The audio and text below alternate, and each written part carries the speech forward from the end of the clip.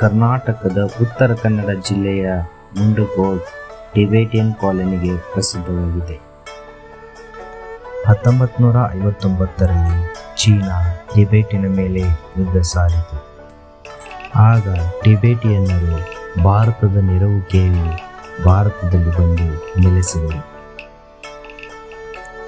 ಕರ್ನಾಟಕದಲ್ಲಿ 2 ಪ್ರದೇಶದಲ್ಲಿ ಇವರು ತಂಗಿದ್ದಾರೆ. ಒಂದು ಕುಶಾನಗರದ ಕೂರ್ಗ್, ಮತ್ತೊಂದು ಮುಂಡಗೋಡ.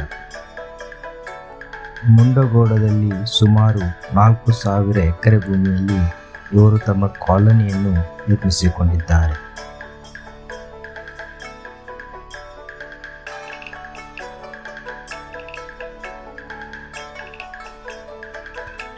ಈ ಕಾಲೋನಿಯಲ್ಲಿ 8 ಪ್ರಾರ್ಥನಾಲಯಗಳಿವೆ. ಅದರಲ್ಲಿ ಇದು ದೊಡ್ಡದು ಮತ್ತು ಪ್ರಸಿದ್ಧವಾದದ್ದು.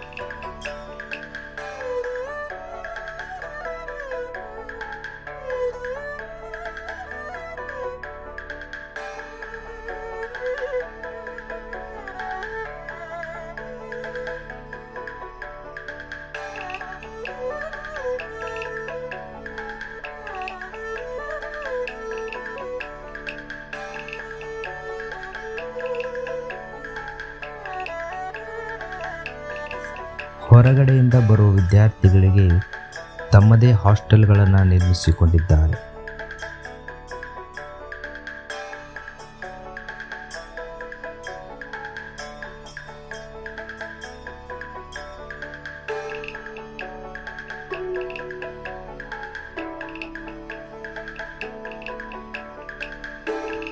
ಈ ಸ್ಥಳದಲ್ಲಿ ಅನೇಕ ವಿದ್ಯಾಸಂಸ್ಥೆಗಳಿವೆ ಮತ್ತು ಒಂದು ಲೈಬ್ರರಿ ಕೂಡ ಇದೆ.